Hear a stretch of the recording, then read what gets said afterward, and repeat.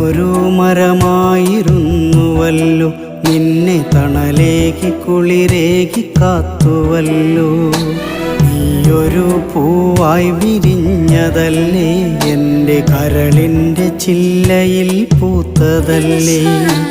എന്നിട്ടുമെന്തേ ഒരു വാക്കു ചൊല്ലാതെ നീ എന്തേ എന്നെ മറന്നുപോയി, നീ എന്തേ എന്നോടകന്നുപോയി.